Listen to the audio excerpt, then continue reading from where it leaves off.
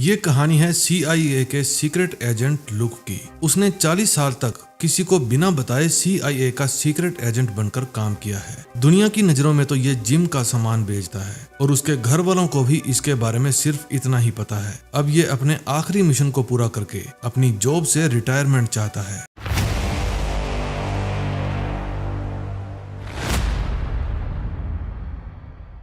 Story शुरू होती है और हम देखते हैं कि लुक एक गली के अंदर पड़े कचरे के डिब्बे में आग लगा देता है। फिर वो अपनी कार में बैठकर फायर ब्रिगेड वालों को उस आग की खबर देता है। फिर वो अपने साथी बैरी को फोन करके उसकी हेल्प से पता करता है कि फायर ब्रिगेड कौन से रास्ते से और कितनी स्पीड में आ रही है। फिर वो रास्ते में अपनी कार रोककर फायर ब्रिगेड वालों की ड्रेस पहन लेता है और भागकर फायर ब्रिगेड के पीछे चढ़ जाता है। फिर वो एक कड़ी सुरक्षा वाले एरिया के अंदर एंटर कर जाता है और एक सीवर के पास कूद जाता है। फिर वो सीवर के अंदर घुस जाता है और एक बैंक के नीचे पहुंच जाता है। फिर वो लेजर कटर के जरिए बैंक के फर्श में बड़ा सा होल कर देता है और पहुंच जाता है सीधा लॉकर के अंदर। फिर वो ब्लास्ट करके कुछ लॉकर्स खोलता है और वो हासिल कर लेता है जो वो यहाँ पर लेने आया था। फिर वो हीरे लेकर एक बंदे के पास जाता है। वो बंदा हीरे के बदले में लुक को एक लोकेशन देता है और वो लोकेशन लुक बैरी को देता है। उस लोकेशन पर एक टेररिस्ट छिपा हुआ था। फिर कुछ ही सेकंड में एयरफोर्स उस लोकेशन पर पहुंचकर उस टेररिस्ट को उड़ा देती है। फिर वो बंदा चेक करता है ये डायमंड अभी तराशे नहीं गए हैं। फिर वो समझ जाता है कि ये हीरे कोंगो के कमांडर के हैं और लुक उसे चोरी करके लाया है। उसकी चेकिंग करने पर उसके पास साइनाइट मिलता है। जिनको नहीं पता उन्हें मैं बता देता हूँ कि साइनाइट एक कैप्सूल है जिसे टेररिस्ट और सीक्रेट एजेंट्स हमेशा अपने पास रखते हैं। इसको चबाते ही 1 या 2 सेकंड के अंदर इनकी मौत हो जाती है। ये लोग इसे हमेशा अपने साथ रखते हैं ताकि अगर वे पकड़े जाएं तो कोई उन्हें टॉर्चर करके कुछ उगलवा ना सके। फिर वो बंदा लुक को साइनाइट खाने के लिए कहता है। लुक उस कैप्सूल को मुंह में डालता है लेकिन चबाता नहीं है, उसे पानी के कप में थूक देता है। वो आदमी पूछता है कि तू मरा क्यों नहीं बे? फिर लुक सैनिटाइज वाले पानी की स्प्रे उन सभी के ऊपर कर देता है और बचे हुए बंदों को मौत के घाट उतार कर वे हीरे लेकर वहाँ से बाहर आ जाता है और इस तरह से लुक अपना आखिरी मिशन भी पूरा कर लेता है। बैरी उसे बताता है कि मुझे ऑर्डर मिला है, आज तक तुमने जितनी भी नकली पहचान या आईडीज बनाई है उन सबको मिटाने का। थोड़ा सा पेपर वर्क है,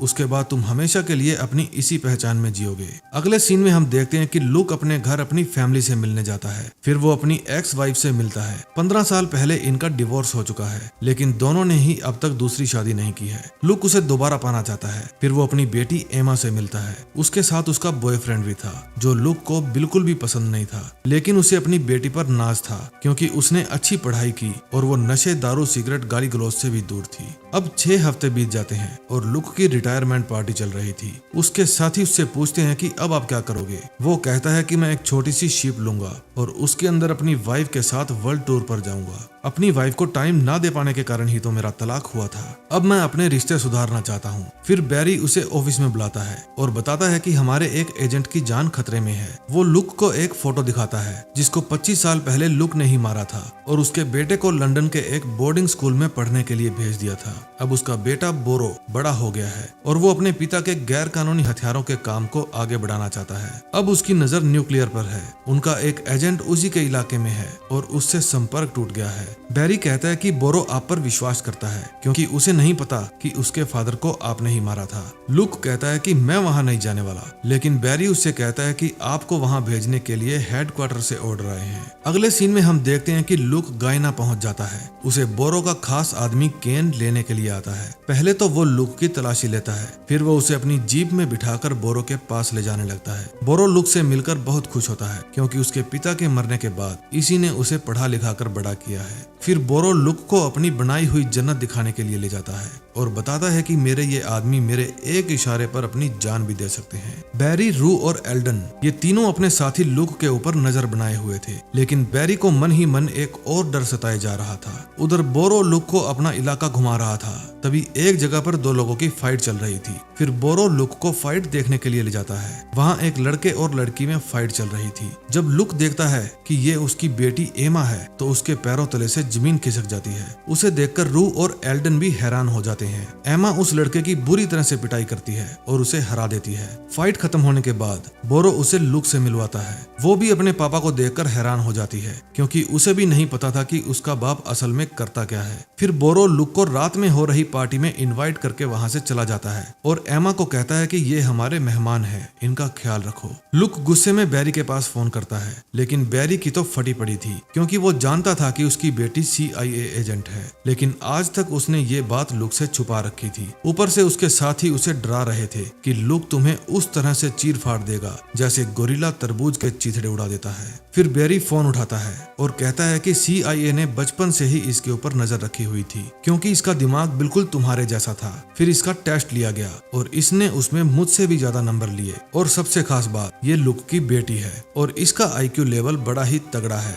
फिर वो लुक को बताता है कि ये वही एजेंट है जिसको बचाने के लिए तुम्हें यहाँ पर भेजा गया था, क्योंकि इसका राज खुल गया है और सुबह होते ही बोरो इसे मार देगा। रात को अपने कैबिन में जाकर लुक फिर से बैरी को डांटता है कि क्यों घसीट लाए मेरी बेटी को इस दुनिया में। फिर लुक बोरो की पार्टी में जाता है, वहाँ उसकी बेटी एमा भी थी। बोरो सबसे अपने मेहमान को मिलवाता है। फिर वो अपने अकाउंटेंट को बुलाता है और बताता है कि ये मेरा सबसे वफादार आदमी है जो आजकल मुझसे हेरा फेरियां करने लगा है, और ये कहकर वो उसे शूट कर देता है। ये देखकर रू और एल्डन बैरी को कहते हैं कि हमारे एजेंट की जान खतरे में है, हमें वहाँ जाने की परमिशन दो, लेकिन वो मना कर देता है। वहाँ पार्टी में लुक से एक आदमी टकराता है और उसके हाथ में एक पर्ची थमा देता है। उसमें लिखा था कि मैं अपनी फैमिली को लेकर इस दलदल से बाहर जाना चाहता हूँ। अगले सीन में हम देखते हैं कि दो आदमी बोरो से हथियारों का सौदा करने के लिए उसके पास जा रहे थे। फिर उन्हें रास्ते में एक मरी हुई गाय मिलती है। जब वे नीचे उतरकर देखते हैं तो लुक और एमा उन दोनों को मार देते हैं और उनकी लाश को नदी में फेंक देते हैं। अगले दिन लुक एमा के कैबिन में था, तभी वहाँ बोरो अपने आदमियों के साथ आता है। बोरो पूछता है कि कल हथियारों के सौदे के लिए दो आदमी आने वाले थे, वो अभी तक नहीं पहुंचे हैं। एमा कहती है कि हमें नहीं पता। केन कहता है कि कल मैंने इन दोनों को जंगल से बाहर निकलते हुए देखा था। तभी वहाँ उनको किसी औरत के चिल्लाने की आवाज आती है और वे सभी उस आवाज की तरफ भाग कर जाते हैं। उन्हें नदी में उन दोनों की लाश मिल जाती है। बोरो गुस्सा हो जाता है और अपने आदमियों को कहता है कि उन दोनों को पकड़कर मेरे पास लाओ। एमा और लुक वहाँ से भाग जाते हैं। वो आदमी जो अपनी फैमिली को लेकर यहाँ से बाहर निकलना चाहता था, वो भी उनसे आकर मिलता है। फिर लुक बैरी को फोन करके पास के मैदान में आने के लिए कहता है। फिर वे सभी एक जीप में बैठकर वहाँ से भागने लगते हैं। उनके बिल्कुल पीछे दो गुंडे उनका पीछा कर रहे थे। वे गोलियां चलाते हैं और एक गोली एमा के हाथ को छू कर निकल जाती है। फिर लुक गुस्से में आकर उनकी जीप के ऊपर कूद जाता है और चलती गाड़ी से उन्हें नीचे फेंक कर पीट पीट कर मार देता है और कहता है कि उस हाथ से एमा वायलिन बजाती है। फिर वे पास के मैदान में पहुंच जाते हैं। वहां उनके साथी तो नहीं आए थे, लेकिन वहां पर बोरो और उसके आदमी आकर उनको घेर लेते हैं और उन सभी को पकड़ लेते हैं।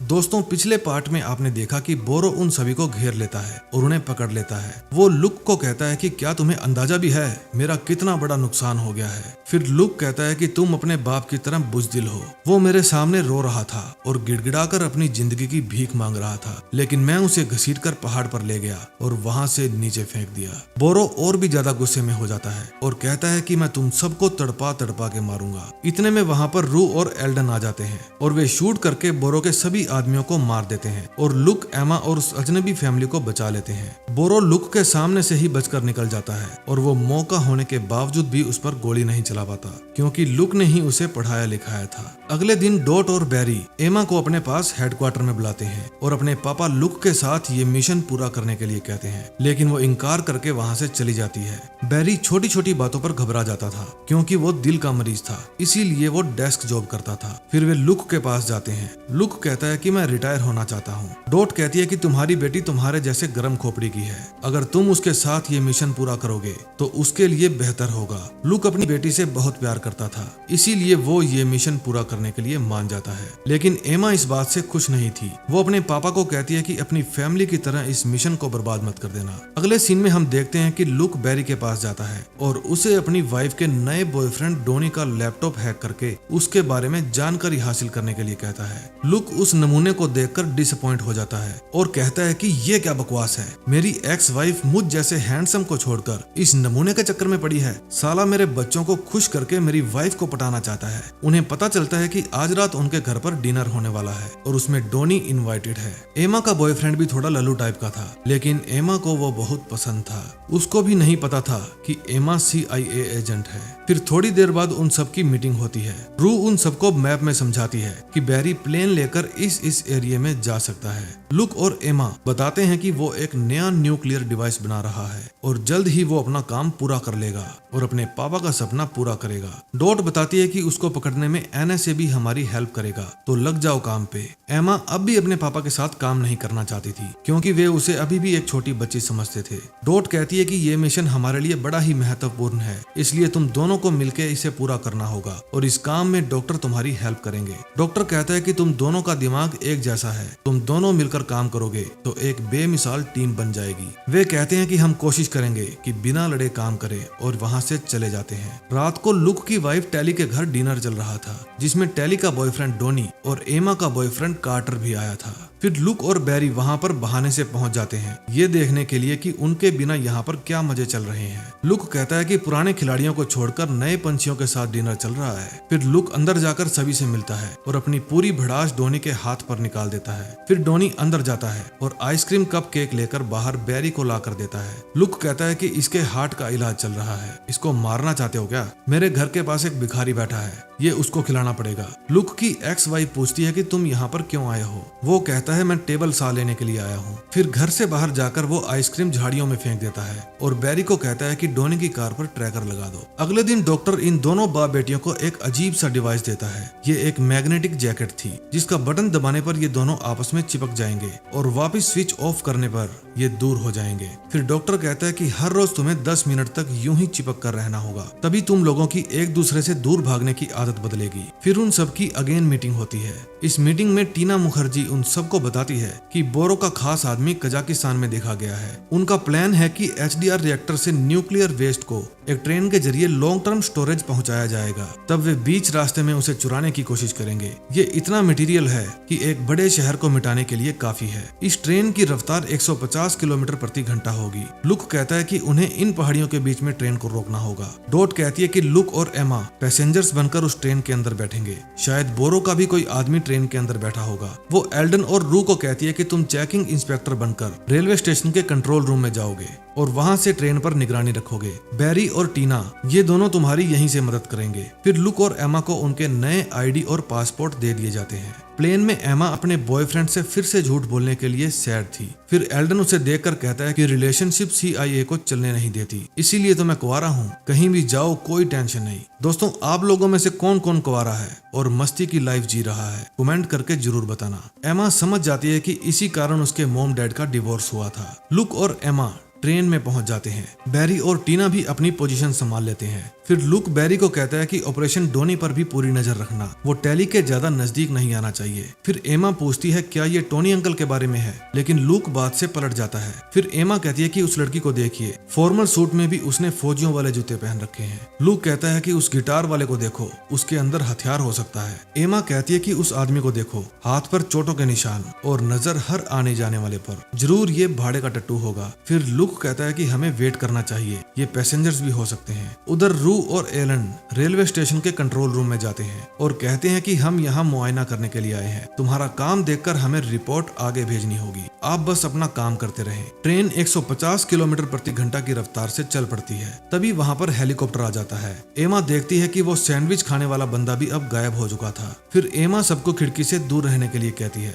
और लुक ऊपर जाकर रेडियो एक्टिव वेस्ट मटेरियल को चोरी कर रहे बंदे पर गोली चला देता है। फिर जब लुक वापस ट्रेन में आता है तो टीना बताती है कि वे 14 मिनट में सारा मटेरियल ट्रेन से निकालकर हेलीकॉप्टर में भर लेंगे। और ध्यान रहे, आप लोग इस प्लेन को क्रैश नहीं करोगे, वरना जहाँ भी ये क्रैश हुआ वहाँ कई कई सालों तक जमीन जहरीली हो जाएगी। लूक के पूछने पर टीना बताती है कि हेलीकॉप्टर की टॉप स्पीड 180 किलोमीटर प्रति घंटा है। फिर लूक और एमा ट्रेन के ड्राइवर के पास जाते हैं। वे उसे ट्रेन की स्पीड बढ़ाने के लिए कहते हैं, लेकिन वो ड्राइवर भी बोरो के साथ मिला हुआ था। फिर लूक अपने भारी भरकम हाथ से उसको एक फटका देता है और वो वहीं पर चारों खाने चित हो जाता है। फिर एमा पूछती है कि ट्रेन की स्पीड को कैसे बढ़ाएं। रू और एल्डन कंट्रोल रूम में बैठे आदमी से पूछते हैं कि ट्रेन की स्पीड को कैसे बढ़ाएं, लेकिन वो ऐसा करने से मना कर देता है। वो कहता है कि मैं ट्रेन की पावर सिर्फ ऑन या ऑफ कर सकता हूँ। फिर वो कहता है कि वहाँ पर एक चाबी वाला बटन होगा, लेकिन उस पर तो गोली लगी थी, इसलिए वो शॉर्ट हो चुका था। तभी टीना कहती है कि ये ट्रेन मैग्नेटिक सिस्टम पर काम करती है। मैग्नेट जितनी ज्यादा ठंडी होगी, स्पीड उतनी ही तेज होगी।